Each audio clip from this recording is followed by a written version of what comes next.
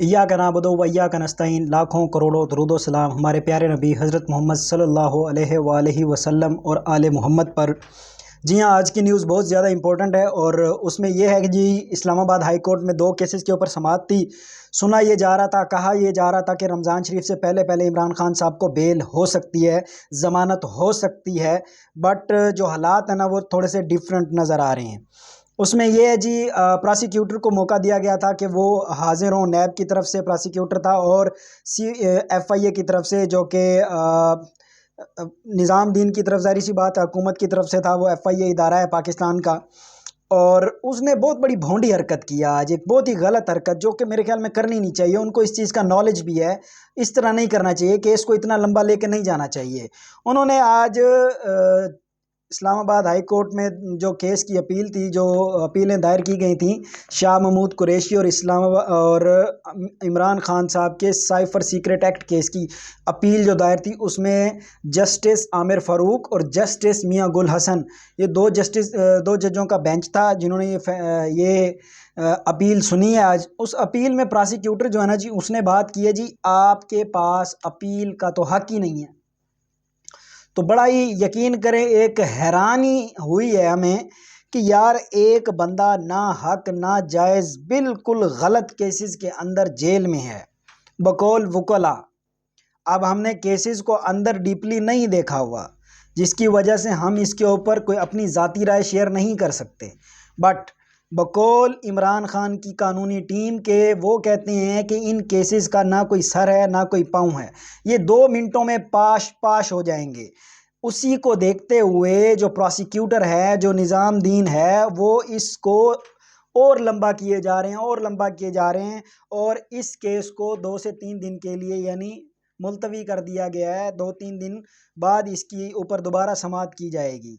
अब बात करने का मकसद ये है कि प्रोसिक्यूटर ने ये बात इस वजह से की क्योंकि प्रोसिक्यूटर को भी इस चीज़ का अच्छी तरह नॉलेज है, अच्छी तरह उसको पता है इस चीज़ का कि इस केस में उसमें इमरान खान को बाइज्जत बरी किया जा सकता है।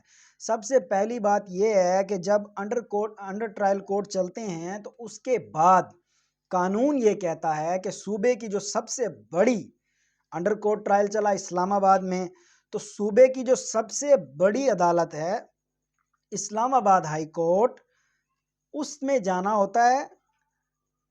ठीक है, उसमें जाने के बाद वहाँ पे आप अपील दायर करते हैं। अपील दायर करने के बाद आज तक कभी कोई ऐसा फैसला किसी भी अदालत या किसी भी दुनिया की किसी अदालत में नहीं है कि किसी भी मुल्जिम को या किसी भी बंदे को, किसी भी कैदी को, किसी भी किस्म के जो कॉन्फ्लिक्ट होता है उसको अपील की वो ना हो। किसी भी किस्म का केस हो, भले कत्ल का भी केस हो, तो उसमें भी अपील दायर की जा सकती है। अच्छा, अब जस्टिस आमिर फ़ारूक ने इसके ऊपर बड़ा ही VIP बहुत प्यारा रिमार्क्स दिया, जिस पे हमें ये फ़ील हुआ कि एक फेयर ट्रायल होता नज़र आएगा हमें। उन्होंने कहा जी ठीक है, अगर हमें अपील की रिक्वेस्ट वो नहीं है कानून के मुताबिक, तो हम रिट में इस केस को सुन लेंगे। रिट ये होती है कि किसी भी फैसले को आगे जाके चैलेंज कर दिया जाता है। उस फैसले को इस्लामाबाद हाई कोर्ट में एक रिट दायर की जाएगी जी, हमें इन केसेस में ये शुबहात हैं और इनको नहीं सुना गया और इनको ये मामलात हैं, लिहाजा इसको रीओपन किया जाए और रिट में दायर कर रहा हूँ। अपील एक अलग चीज़ है, रिट एक अलग चीज़ है। वो जज के ऊपर इख्तियार, जज के पास ये इख्तियारात मौजूद होते हैं कि वो उसको रिट में कन्वर्ट कर सकता है। तो जब प्रोसिक्यूटर ने ये चीज़ सुनी तो उसके बाद प्रोसिक्यूटर ने कहा जी मुझे थोड़ा सा टाइम चाहिए कि मैं अपने इस केस के ऊपर थोड़ा सा काम कर लूँ। अगर इस केस में काम मुकम्मल नहीं था तो आपके अंडर ट्रायल कोर्ट में जस्टिस मियां गुल हसनात ने इस केस के ऊपर 10 साल की सज़ा क्यों सुनाई, ये सबसे बड़ा सवालिया निशान है। और एक और बात सुनने में भी आई है, जस्टिस आमिर फ़ारूक ने भी जस्टिस मियां गुल हसनात को कहा है जी आपने अच्छा ट्रायल किया है। बट उसके अंदर जो इमरान खान के वकला हैं उनका कहना है कि इस केस के अंदर आज़म खान को मुल्जिम नामज़द किया गया है और फिर उसको गवाही बना लिया गया है, मुद्दई बना लिया गया है। तो इस केस में काफ़ी सारी ऐसे ग्लिचेस हैं जिसकी बिना पर इमरान खान को बहुत जल्द बेल आउट हो सकते हैं, वो ज़मानत मिल सकती है। दूसरी तरफ अडियाला जेल से भी इमरान खान पूरा आज़म हैं। उन्होंने पूरी कौम को, एक तो ज़ाहिर सी बात है आज रमज़ान शुरू हो गया है, उन्होंने रमज़ान पर पूरी कौम को मुबारकबाद दी है और रोज़े रखने का भी कहा है। ईद के बाद जो है ना जी, पाकिस्तान तहरीक इंसाफ एक बहुत बड़ा मार्च करने जा रही है। उसके अलावा जो पाकिस्तान तहरीक इंसाफ की जो लीडरशिप कल गिरफ्तार हुई थी, वो भी रिहा हो चुकी है। और उसके रिहा होते साथ ही लतीफ़ खोसा साहब जो है ना, वो मरीम नवाज़ पर बरस पड़े थे। उन्होंने प्रेस कॉन्फ्रेंस की थी।